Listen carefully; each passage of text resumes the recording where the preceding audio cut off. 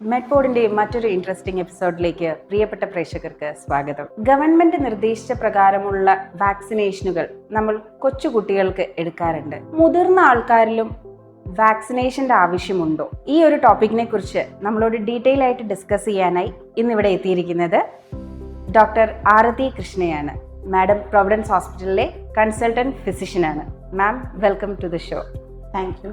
Madam, നമ്മൾ കുഞ്ഞുങ്ങളിൽ government നിർദ്ദേശിച്ച പ്രകാരമുള്ള വാക്സിനേഷനുകൾ കൃത്യമായ സ്കെഡ്യൂളിൽ എടുക്കാറുണ്ട്.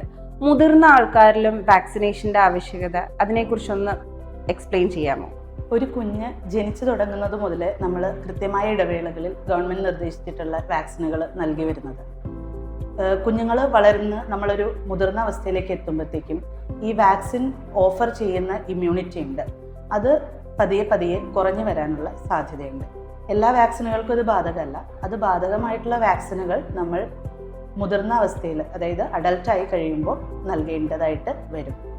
അതുമാത്രമല്ല, നമുക്ക് ചില വാക്സിനുകൾ കുട്ടിക്കാലത്ത് നൽകാൻ സാധിക്കാത്തവ, അതായത് ആ ചെറിയ ഏജിലല്ല കൊടുക്കേണ്ടത്, നമ്മളൊരു അഡോളസെൻറ്റ് മുതൽ അഡൽട്ട് ആകുന്ന അവസ്ഥ വരെയുള്ള വാക്സിനുകളുണ്ട്. അവയെല്ലാം നമ്മൾ ആ കൃത്യമായ സമയത്ത് തന്നെ കൊടുക്കുന്നത് മൂലമാണ് നമുക്ക് രോഗപ്രതിരോധ ശേഷി കൃത്യമായിട്ട് ലഭിക്കുക. നമ്മൾ വാക്സിൻ നൽകുന്നത് കൊണ്ടുള്ള പ്രധാന ഉദ്ദേശം എന്ന് വെച്ചാൽ, നമുക്ക് ഒരു രോഗമുണ്ടായി അത് ചികിത്സിക്കാൻ എടുക്കുന്ന ചിലവ്, ഒരു ഹോസ്പിറ്റൽ വാസം വേണ്ടി വന്നാൽ അതിനുണ്ടാകാവുന്ന ചിലവ്, രോഗം കൊണ്ടുള്ള കോംപ്ലിക്കേഷൻസ്, ഇതെല്ലാം ഒഴിവാക്കാൻ വേണ്ടിയിട്ടാണ് നമുക്ക് വാക്സിൻ പ്രിവെൻറ്റബിൾ അസുഖങ്ങൾ, അതായത് ഒരു വാക്സിൻ നൽകുന്നത് വഴി തടയിടാൻ സാധിക്കുന്ന രോഗങ്ങൾക്ക് കൃത്യമായ സമയങ്ങളിൽ കൃത്യമായ വാക്സിനുകൾ നൽകുക. അത് കുട്ടിയായിരിക്കുമ്പോഴാണെങ്കിലും അഡൽട്ട് ആയിരിക്കുമ്പോഴാണെങ്കിലും കറക്റ്റായിട്ട് വാക്സിനേഷൻ എടുക്കുന്നത് വഴി ഒരുപാട് അസുഖങ്ങളെ നമുക്ക് തടയാൻ സാധിക്കും. മാഡം, ഈ വാക്സിനേഷൻ കൊണ്ട് എന്തെങ്കിലും സൈഡ് എഫക്ട്സ് ഉണ്ടാകാറുണ്ടോ മുതിർന്നവരിൽ? തീർച്ചയായിട്ടും ഒരു വാക്സിനേഷനെ കുറിച്ച് പറയുമ്പോൾ ഏറ്റവും പ്രധാനപ്പെട്ട കാര്യമാണ് വാക്സിനേഷൻ്റെ സൈഡ് എഫക്റ്റുകൾ. വാക്സിനേഷനുകൾ പൂർണ്ണമായും സൈഡ് എഫക്റ്റ് ഇല്ലാത്തവയാണ് എന്ന് ഞാൻ ഒരിക്കലും പറയില്ല. പക്ഷേ ഒരു മെജോറിറ്റി കേസുകളിലും നമ്മൾ വളരെ ചെറിയ സൈഡ് എഫക്റ്റുകൾ, അതായത് ചെറിയ പനി, അല്ലെങ്കിൽ നമ്മൾ ഇഞ്ചക്ഷൻ എടുത്തിട്ടുള്ള സൈറ്റിൽ ചെറിയ നീർവീക്കം പോലെ, അല്ലെങ്കിൽ കളർ വ്യത്യാസം പോലെ, അങ്ങനെ വളരെ വളരെ ചെറിയ സൈഡ് എഫക്റ്റുകളാണ് നമുക്ക് വാക്സിനേഷൻസിൽ കാണാൻ സാധിക്കുക. റെയർ ആയിട്ടുള്ള സാഹചര്യങ്ങളിൽ നമുക്ക് ഡേഞ്ചറസ് കോംപ്ലിക്കേഷൻസ് ഉണ്ടാകാറുണ്ട്. ഉദാഹരണത്തിന് പറയുകയാണെങ്കിൽ, ഞരമ്പിന് തേയ്മാനം സംഭവിക്കുന്ന ഡീമൈലിനേഷൻ ഉണ്ടായിട്ട് ഗില്ലൻ ബാരി സിൻഡ്രോം പോലുള്ള അവസ്ഥ, വാക്സിനോടുള്ള അലർജി മൂലം ശ്വാസതടസ്സം, സ്കിന്നിൽ വലിയ രീതിയിലുള്ള റാഷും കാര്യങ്ങളും ഉണ്ടാവുക, അങ്ങനെ ഒത്തിരി കോംപ്ലിക്കേഷൻസ് നമ്മൾ പഠിക്കുന്നുണ്ട്, പറയുന്നുണ്ട്. പക്ഷേ ഇത് വളരെ ചെറിയൊരു പോപ്പുലേഷനിൽ മാത്രം കണ്ടുവരുന്നവയാണ്. അത് അഡൽട്ട് വാക്സിനിൽ മാത്രമല്ല, ഇത് കുട്ടികൾക്ക് വാക്സിനേഷൻ എടുക്കുമ്പോഴും ബാധകമായിട്ടുള്ള കാര്യമാണ്.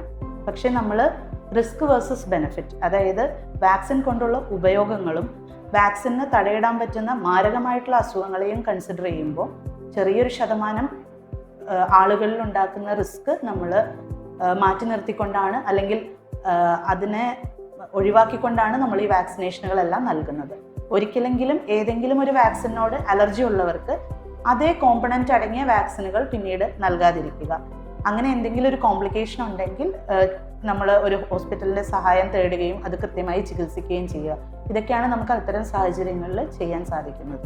വാക്സിൻസ് എല്ലാ മുതിർന്ന ആൾക്കാരും എടുക്കണോ, അത് ഏതെങ്കിലും പ്രത്യേക വിഭാഗക്കാർക്കായിട്ടാണോ ഈ വാക്സിൻസ് എടുക്കേണ്ടതായിട്ട് വരുന്നത്?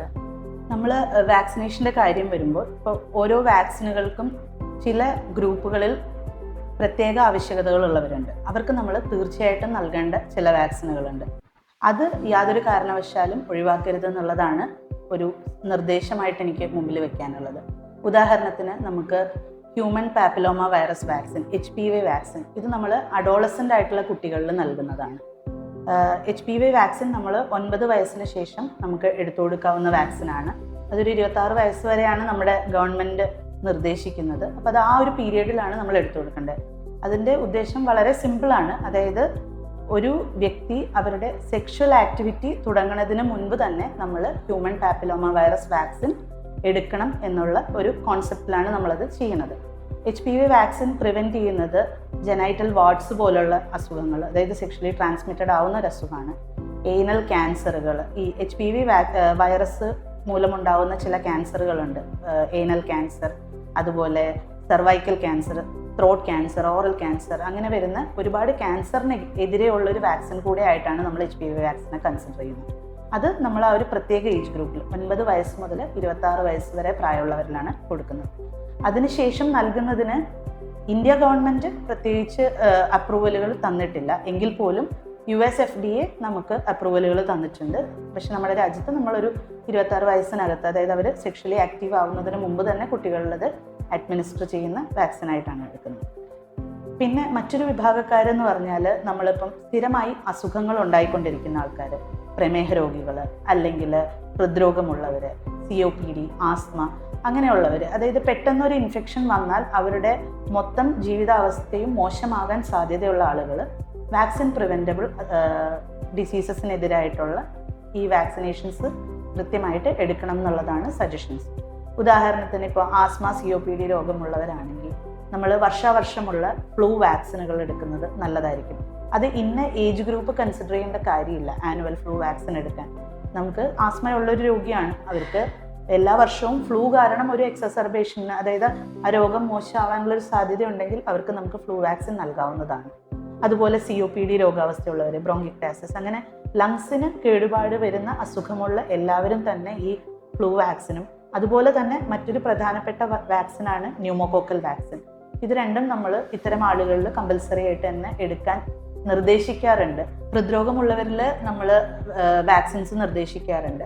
പ്രത്യേകിച്ചും ചെറിയ ഫ്ലൂ പോലുള്ള അസുഖങ്ങളോ ന്യൂമോകോക്കൽ ന്യൂമോണിയ ഒക്കെ വരുമ്പോൾ അവരുടെ ഹൃദ്രോഗത്തിൻ്റെ അവസ്ഥയും മോശമായിട്ട് പോകുന്നത് പലപ്പോഴും നമ്മൾ കാണാറുണ്ട്.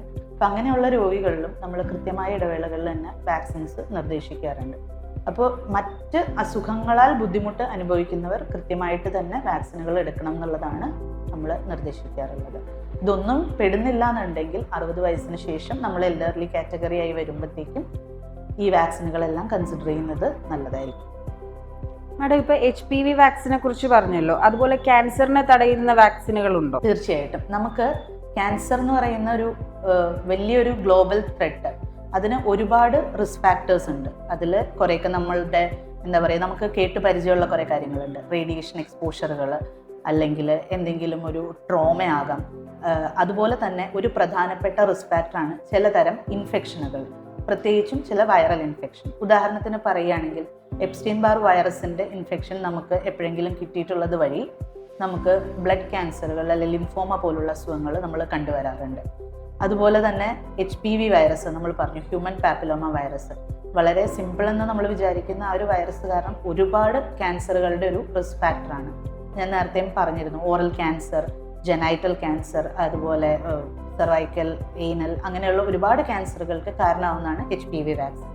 അതുപോലെ നമ്മൾക്ക് വളരെ പ്രധാനപ്പെട്ട മറ്റൊരു ക്യാൻസറാണ് ലിവർ ക്യാൻസർ. അതിലും ഒരു റിസ്ക് ഫാക്ടറാണ് ഹെപ്പറ്റൈറ്റിസ് B, ഹെപ്പറ്റൈറ്റിസ് C വൈറസുകൾ. ഇതിൽ ഹെപ്പറ്റൈറ്റിസ് Bയും വാക്സിൻ പ്രിവെൻറ്റബിൾ ആണ്.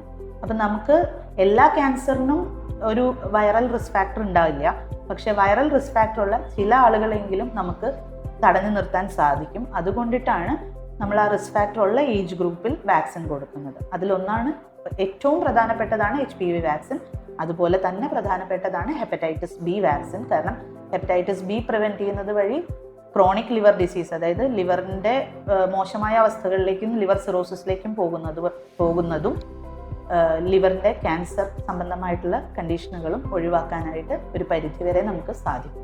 കുട്ടികൾക്ക് നമ്മൾ കൃത്യമായ വാക്സിനേഷൻ എടുക്കുന്നത് പോലെ തന്നെ അതുപോലെ തന്നെ പ്രാധാന്യമുള്ളതാണ് അഡൾട്ട് വാക്സിനേഷനും. നിങ്ങൾ എവിടെയായിരുന്നാലും കൃത്യമായ വാക്സിനേഷൻ എടുക്കുക എന്നുള്ളത് വളരെ ഇമ്പോർട്ടൻ്റ് ആണ്. ഇവിടെ ആലപ്പുഴയിൽ നമുക്ക് പ്രൊവിഡൻസ് ഹോസ്പിറ്റലിൽ ഈ വാക്സിനേഷൻ ഫെസിലിറ്റിയും അതിനുള്ള വിദഗ്ധ ഉപദേശം തരാനായി നമുക്ക് ഡോക്ടേഴ്സും അവൈലബിൾ ആണ്. ഇത്രയും വാല്യൂബിൾ ആയിട്ടുള്ള ഇൻഫർമേഷൻസ് നമ്മളോട് ഷെയർ ചെയ്ത് ഇത്രയും സമയം നമ്മളോടൊപ്പം സ്പെൻഡ് ചെയ്ത് ആരതി മാമിന് special thanks. Thank you ma'am.